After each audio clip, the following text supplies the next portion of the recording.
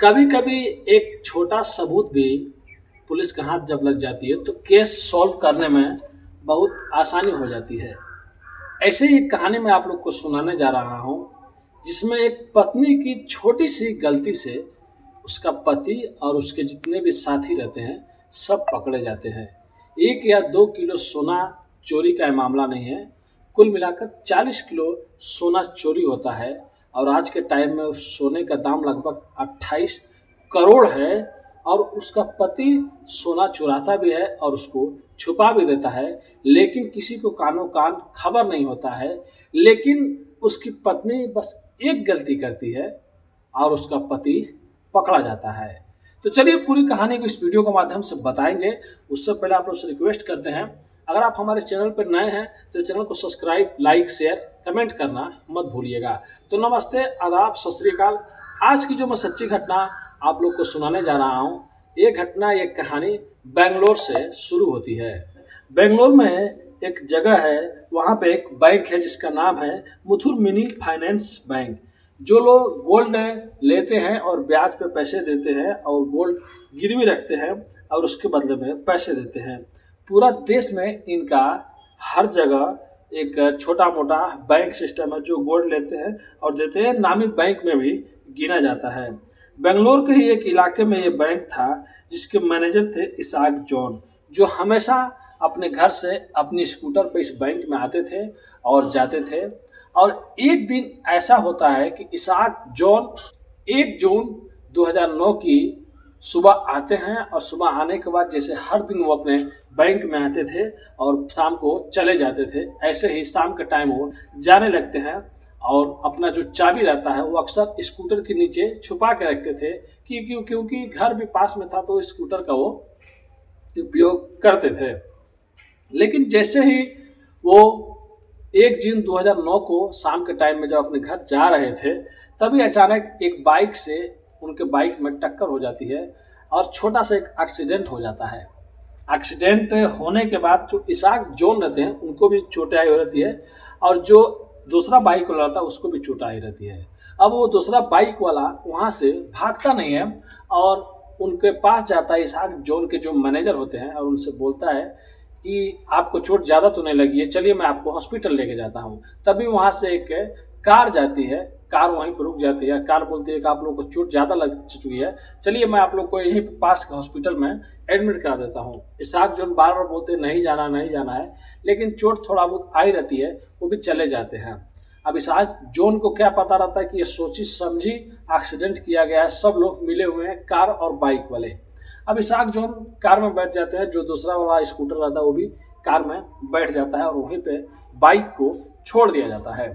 अब जैसे Isaac zone car में बैठते हैं और काम में बैठने के बाद वो जाने लगते हैं हॉस्पिटल की तरफ, तब तक उनको कुछ सुंघा दिया जाता है जिससे वो बेहोश हो जाते हैं। और उसके बाद उनके अच्छे से तलाशी किया जाता है, लेकिन उनके पास से कुछ भी नहीं मिलता है। एक मोबाइल और कुछ कैश पैसे मिलते हैं जो वो लोग ले लेते हैं और एक झाड़ियों में साइड में इसाक जोन को रख देते हैं निकाल के बाहर। और उसके बाद वहाँ से 2 लोग निकलते हैं और उस जगह पे जाते हैं जहाँ पे ये एक्सीडेंट हुआ रहता है प्लानिंग के अनुसार। अब जैसे ही वो लोग उस जगह पे जाते हैं जहाँ पे एक्सीडेंट ये लोग किए रहते हैं, देखते हैं कि वहाँ पे वो स्कूटर नहीं है। अब पास में ही कुछ किलोमीटर पे एक लोकल थाना रहता है, लोकल थाने में जाते हैं, पुलिस थाने में। और जाने के बाद देखते हैं कि स्कूटर वहीं पर पार्किंग है। वहाँ पे जाने के बाद ये लोग पुलिस से बात करते हैं, बोलते हैं कि हमारा एक कजन था, रिश्तेदार था और छोटा मोटा एक्सीडेंट हो गया, अभी वो सही है, उसका मतलब जो भी पट्टी उट्टी है हो गया है और उसका बाइक हम लोग लेने आए हैं। अब 2009 में पुलिस वाले लोग भी उतना नहीं सोचते हैं, चलो ठीक है दे दो इसको, केस भी नहीं हुआ रहता है। और वो लोग वहाँ से बाइक लेके चले जाते हैं। अब बाइक लेके जाने के बाद वो बाइक को कुछ दूरी पे छोड़ देते हैं और वहाँ से वो लोग निकल जाते हैं। और जब अगली सुबह होता है, इसाक जोन को जब होश आता है लगभग 15-17 घंटों बाद, तो इसाक जोन की आंखें खुलती है। तुरंत इसाक जोन सदमे में हो जाता है कि आखिर मेरे साथ में हुआ क्या। मैं स्कूटर से एक्सीडेंट हुआ, फिर कार में बैठा, उसके बाद मेरे साथ में क्या हुआ मेरे को कुछ भी पता नहीं है। लेकिन इसाक जोन तुरंत भागते हुए वहाँ से स्कूटर की तरफ जाता है जहाँ पे एक्सीडेंट हुआ रहता है। पहले तो इसाक जोन सोचता है चलो मेरा मोबाइल नहीं है, मेरा पैसे नहीं है, कुछ एक दो दिन पहले ही शायद इसाक जो उनका पैसे आए रहते हैं, तो वो उसी दिन वो पैसे निकाल के अपने साथ में लेके जा रहा होता है। लगभग 20,000 रुपये रहते हैं और मोबाइल रहता है। तो वो भी सोचता है चलो मोबाइल और जो भी पैसे गए वो आ जाएंगे, लेकिन जो मेन है, जो लॉकर का चाबी है, जो बैंक का चाबी है, वो तो कम से कम मेरे स्कूटर में पड़ा होगा। लेकिन जैसे ही वो स्कूटर की तरफ भागता है और वहाँ पे जाके देखता है, तो देखने के बाद उसकी आंखें फटी की फटी रह जाती है। स्कूटर वहाँ पे नहीं होता है। अब वो डर जाता है और तुरंत पुलिस स्टेशन जाता है और पुलिस स्टेशन जाके बोलता है, तो लोग बताते हैं कि तुम्हारा बाइक तो कल तुम्हारे कजन लोग ही आके लेके चले गए हैं। अब इसाक जो सोचता है शायद मेरे कोई जानने वाले होंगे जो बाइक लेके चले गए होंगे। लेकिन थोड़ा सा दूर पर जाने के बाद पुलिस थाना से लगभग 100-200 मीटर साइड में ही वो बाइक मिली पड़ती है जो गिरी होती है। और देखने के बाद पता चलता है कि उसमें कोई भी चाबी, कोई भी सामान, कोई भी मतलब दस्तावेज नहीं है। अब फिर से पुलिस स्टेशन वो आता है। पुलिस स्टेशन आने के बाद बोलता है साहब मेरे साथ में बहुत बड़ा धोखा हुआ, स्कैम हुआ है और मेरा स्कूटर में यह सामान था और मैं इस बैंक का मैनेजर हूँ और अब मालूम नहीं ऊपर क्या हुआ होगा। कोई वहाँ पर सुनता नहीं है। उसके बाद वो दोबारा बैंक में जाता है। जब बैंक खुलने का टाइम हो गया रहता है, यानी कि 10 बजने वाला रहता है, तब तक वहीं से अंदर जाने के बाद देखता है तो एक भी सोना जो नहीं रहता है, यानी कि कुल 40 केजी सोना, 40 किलो सोना उस बैंक से लूट लिए गए रहते हैं। जो लगभग उस टाइम उसकी दाम थी, प्राइस थे 6 करोड़। अभी के टाइम 2024 में 25 में उसका दाम 28 या 29 करोड़ में होंगे। अब तुरंत फिर पुलिस पास के जाके वो बोलता है, पुलिस सारी बात बताता है। पुलिस आती है। पुलिस आने के बाद सब बैंक में चेक करते हैं, लेकिन पुलिस का पहला शक इसाक जॉन पे जाता है, क्योंकि ये चाबी तो इसाक जॉन के पास था। तो वो लोग सोचते हैं कि शायद इसकी मिली भगत मत हो, किसी से मिला मत हो, क्योंकि जब इसके पास है तो इसको ऐसा कैसे हो सकता है। और उस टाइम उस जमाने में कहीं भी कैमरे नहीं लगे थे, या नहीं तो बैंक में लगे थे, ना ही पुलिस स्टेशन में लगे थे, ना बैंक के आजू बाजू। और जो एक्सीडेंट हुआ था वो भी किसी ने नहीं देखा था। एक्सीडेंट होने के बाद किसी ने किस क्या किया। जब एक्सीडेंट हुआ, जो बाइक वाले थे, जो कार वाले थे, सब लोग मिली भगत थे। दूसरा आदमी शायद देखे नहीं होंगे। अब इसके लिए एक दिन इसाक जॉन को जेल में रहना पड़ता है और पुलिस अच्छे से छानबीन करने लगती है और जो भी चोर रहते हैं उनकी तलाश में लग जाती है। अब हर जगह का कैमरा जो कहीं कहीं पर वैसे जगह लगी रहती है उसको खंगाला जाता है, लेकिन पुलिस को कुछ भी नहीं पता चलता है। अब पुलिस ये सोचती है कि ये कैसे हो सकता है। फिर पुलिस उस बैंक के पास जाती है। आजू बाजू में जो लोग रहते हैं उनसे पूछती है क्या आप लोगों ने किसी को देखा, किसी को आते हुए। तब पुलिस को एक बहुत अजीब बात पता चलती है। पुलिस को ये पता चलता है कि कुछ दिन पहले यहाँ पे भी एक नया दुकान खुलने वाला था और वो दुकान जिस दिन से बैंक चोरी हुआ है उस दिन से वो दुकान पे कोई आ ही नहीं रहा है। उसके जो मालिक है, जो खोलने वाले हैं, तो पुलिस को लगता है चलो इनसे भी पूछताछ कर लेते हैं, क्योंकि पुलिस छोटी से छोटी बात पर अगर शक कर ले, छोटा सबूत भी मिल जाए, तो पुलिस उसको खोज निकालती है। अब पुलिस वहाँ पे जाती है। जो बैंक के सामने जो दुकान खुला होता है, जूते का, फुटवेयर का, खुलने वाला रहता है, उसके मालिक से बात करते हैं, मकान मालिक से। तो मकान मालिक बोलता है कि लगभग 1 महीना पहले यहाँ पे कोई शख्स आया था और बोल रहा था कि मुझे शॉप खोलनी है, तो आप रूम रेंट पे दे दीजिए। मैंने दे दिया था, वो एडवांस में पैसे भी दे दिया था और ये रहा उसका नंबर। अब जब पुलिस उसके नंबर पर कॉल लगाती है तो उसका नंबर ऑफ आता है। फिर पुलिस जब ये पता लगाती है कि कितने लोगों से बात किया है, किसका किसका फ़ोन आया, तो अब बहुत अजीब बात पता चलती है। उसमें पता देखता है कि लगभग 3 या 4-5 नंबरों पे बात हुआ है और 3-4-5 नंबरों से फ़ोन आया है। उसके अलावा उससे किसी भी नंबर पर बात नहीं हुआ है। और हैरानी करने की बात तब आ जाती है जब पुलिस उस सिम को ढूंढती है किसके नाम पर रजिस्टर है, तो पता चलता है कि ये सिम तो फेक है। और उसके बाद जो 4-5 लोग का फ़ोन इसके मोबाइल पे आता था, जाता था, उनके भी नंबर सब फेक है। तो पुलिस को थोड़ा डाउट होता है कि शायद इसमें, इन लूट में शायद इन लोगों का हाथ हो, लेकिन ये कौन लोग थे कोई भी इनको जानता नहीं है। अब बार बार पुलिस जो CBR को निकाल रहे थे कितने लोगों से बात हुआ, तभी एक पुलिस वाले की नज़र एक नंबर पर जाती है। वो नंबर पर जाती है, लगभग 2 सेकंड का कॉल आया रहता है और वो उस नंबर से कॉल किया गया रहता है जो फुटवेयर ओनर को नंबर दिया गया रहता है। अब ये रहता है यार 2 सेकंड में कौन बात करेगा, क्या करेगा, शायद रॉन्ग नंबर हो। लेकिन पुलिस वाले बोलते हैं चलो पता लगा लेंगे कि 2 सेकंड कॉल जो फुटवेयर शॉप वाले को दिया गया था उसी नंबर से उस नंबर पर 2 सेकंड का फ़ोन गया था। अब पुलिस उसका जब CBR उसका सब चीज़ निकालते हैं तो पता चलता है कि वो सिम जिस पर 2 सेकंड का कॉल गया है वो ओरिजिनल है और वो किसी महिला के नाम पर रजिस्टर है। अब जब पुलिस उस महिला के घर जाती है सुबह सुबह, और जाने के बाद पुलिस उससे ये पूछती है कि ये बताओ ये नंबर किसका है जिसके नंबर से तुम्हारे मोबाइल नंबर पे कॉल आया था। वो महिला बताती है कि ये तो नंबर मेरा पति का है। फिर पुलिस पूछती है उसका नाम क्या है, तो वो बताती है जय कुमार। अब पुलिस का शक और मजबूत हो जाता है, क्योंकि जो जय कुमार रहता है वो कुछ महीने पहले ही जेल में बंद हुआ रहता है एक चोरी के मामले में, और चोरी करने के बाद वो वहाँ से छूटता है। तो पुलिस को डाउट होता है शायद उसने फिर से चोरी किया हो। अब महिला पूछती है साहब क्या बात हुआ, वो बोलते हैं तुम्हारा पति कहाँ है, वो बताती है घर में सोया हुआ है। फिर पुलिस उसको वहाँ से उठाती है और जय कुमार से अपने हिसाब से पूछने लगती है। तब पुलिस जब जय कुमार से पूछताछ करने लगती है, तब जय कुमार बताता है कि हाँ, हम ही लोगों ने ये चोरी किया है और मैं अकेले नहीं हूँ, मेरे साथ में और भी साथी हैं।